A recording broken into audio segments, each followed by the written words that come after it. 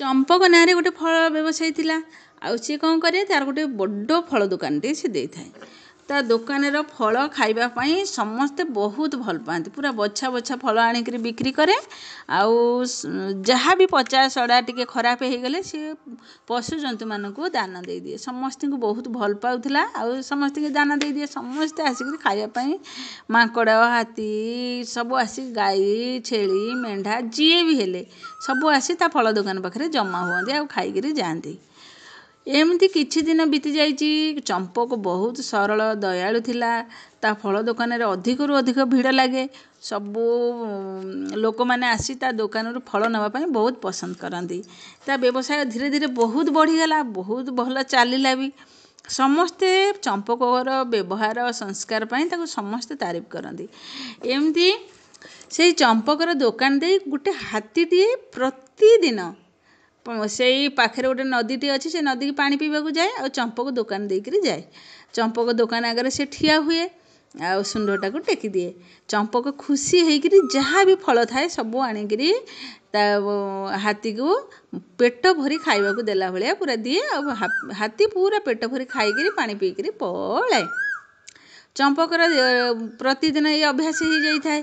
ହାତୀ ପାଇଁ ସେ ବଛା ବଛା ଯାହା ବି ଟିକେ ଖରାପ ହେଇଯାଇଥିବ ସବୁ ବାଛିକିରି ସେ ରଖିଦେଇଥାଏ। ଆଉ ହାତୀ ଆସିଲେ ସେ ପୁରା ପେଟ ଭରି ହାତୀକି ଖାଇବାକୁ ଦିଏ ସବୁ ସମୟରେ। ହାତୀ ବି ବହୁତ ଭଲ ପାଏ ଚମ୍ପକକୁ। ଆଉ ସବୁଦିନ ହାତୀ ଆସେ ଆଉ ଖାଇକିରି ଯାଏ। ନଦୀକୁ ଯାଇ ଗାଧେଇ ପାଧେଇକିରି ପାଣି ପିଇକିରି ସେ ପଳାଏ। ତାପରେ ଦିନେ ଚମ୍ପକର ଦେହ ବହୁତ ଅସୁସ୍ଥ ଥାଏ। ଚମ୍ପକ ଆଉ ଦୋକାନ ଆସିପାରିଲା ନାହିଁ। ଚମ୍ପକ କ'ଣ କଲା ନା ଘରେ ଥାଏ। ଚମ୍ପକର ପୁଅ ଗଗନୁ ସେ ଆସିଥିଲା ସେଦିନ ଦୋକାନକୁ। ସେ ଦୋକାନରେ ବସିଥାଏ। ତାପରେ ହାତୀଟିଏ ତ ପ୍ରତିଦିନ ଆସେ ଆଉ ଫଳ ଖାଇକିରି ଯାଏ। ହାତୀ ସେଇଠୁ ଆସିଲା, ଆସିକିରି ଦୋକାନ ଆଗରେ ଠିଆ ହେଲା।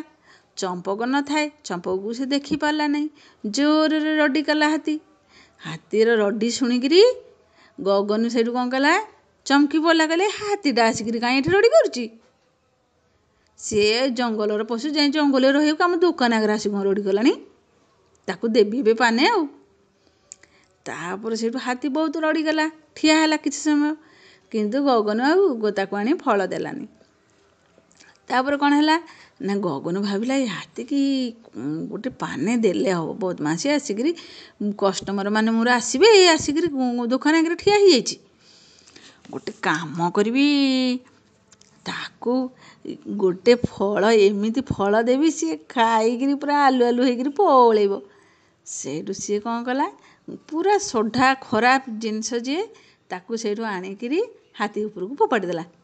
ହାତୀ ସେଇଠୁ ସେ ଫଳକୁ ଖାଇପାରିଲାନି, ଏତେ ଖରାପ ପୁରା ପଚା ଦୁର୍ଗନ୍ଧ ହେଉଥାଏ। ସେ ଆଉ ଖାଇପାରିଲାନି ଯେମିତି ସେଇଠୁ ହାତୀ ସେଇଠୁ ମନ ଦୁଃଖରେ ସେଇଠୁ ଗଲା। ହାତୀ ଉପରକୁ ତ ସେ ପଚା ସଢ଼ା ଜିନିଷ ପକେଇକିରି ହାତୀକି ଖରାପ ଅସନା କରିଦେଇଥାଏ। ହାତୀ ସେଇଠୁ ଗଲା ପୋଖରୀରେ, ନଦୀରେ ସେଇଠୁ ଆଉ ନ ଗାଧେଇକିରି ବା ପାଣି ନ ପିଇକିରି ତା ସୁଣ୍ଡ ଦିହରେ କ'ଣ କଲା, କଚଡ଼ା ପାଣି ସବୁ ଭରିକିରି ଆଣିକିରି ଆସିଲା। ଗଗନୁ ଦୋକାନରେ ବସିଥାଏ ପୁରା ଖୁସିରେ ଗୀତ ଶୁଣୁଥାଏ। ସେଇ ସମୟରେ ହାତୀ କଚଡ଼ା ପାଣି ଆଣିକିରି ଗଗନ ଉପରକୁ ଦେଲା ଫିଙ୍ଗି, ମାଟି କାଦୁଅ ପାଣି। ଗଗନୁ ସେଇଠୁ ଦେହ ହାତ ପୁରା ଅପରିଷ୍କାର ହେଇଗଲା ତାର। ହାତୀ ସେଇଠୁ ପଳେଇଲା ସେଇଠୁ। ତାପରେ କ'ଣ ହେଲା, ଚମ୍ପକର ଦେହ ଟିକେ ସୁସ୍ଥ ହେବାରୁ ଚମ୍ପକ ସେଇଠୁ ଆସିଲା। ଆସିକିରି ସେଇଠୁ ଗଗନୁ ଠାରୁ ସବୁ କଥା ଶୁଣିଲା।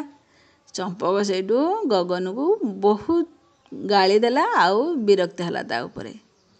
ତା ପରଦିନ ଯେତେବେଳେ ହାତୀ ଆସିଲା, ଗଗନୁକୁ କହିଲା, ଏତେ ଫଳ ପୁରା ଗଗନୁକୁ ଦେଲା ଚମ୍ପକ ଆଉ କହିଲା ଯା ସେ ହାତୀକି ଦେବୁ ଆଉ ଭୁଲ ମାଗିବୁ। ତାପରେ ସେ ସେଇଠୁ କ'ଣ କଲା ନା ହାତୀକି ନେଇକିରି ଗଗନୁ ସବୁ ଫଳ ଦେଲା ଖାଇବା ପାଇଁ। ଆଉ ହାତୀ ସେଇଠୁ ପେଟ ଭରି ଖାଇଲା। ହାତୀକି ସେ ଭୁଲ ମାଗିଲା। ଆଉ ଚମ୍ପକ ସେଇଠୁ ହାତୀକି କହିଲା ମୋ ପୁଅକୁ କ୍ଷମା କରିଦେ। ହାତୀ ସେଇଠୁ ତାକୁ କ୍ଷମା କରିଦେଲା। ପ୍ରକୃତରେ ଆମେମାନେ ଏ ଗଳ୍ପରୁ ଶୁଣିଲେ ପଶୁଜନ୍ତୁ ହେଲେ ବି ତାଙ୍କର ମନ ଥାଏ, ତାଙ୍କର ଇଚ୍ଛା ଥାଏ, ତାଙ୍କର ଭାବନା ଥାଏ, ତାଙ୍କର ଭଲ ପାଇବା ଥାଏ, ସ୍ନେହ ମମତା ମଧ୍ୟ ଥାଏ।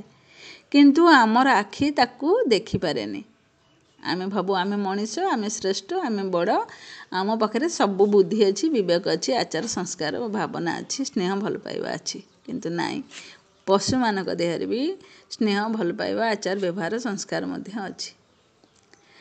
ତେଣୁ ସବୁବେଳେ ପଶୁଜନ୍ତୁକୁ ବି ଭଲ ପାଇବା ଜରୁରୀ, ତାଙ୍କର ମନକୁ ବୁଝିବା ଜରୁରୀ।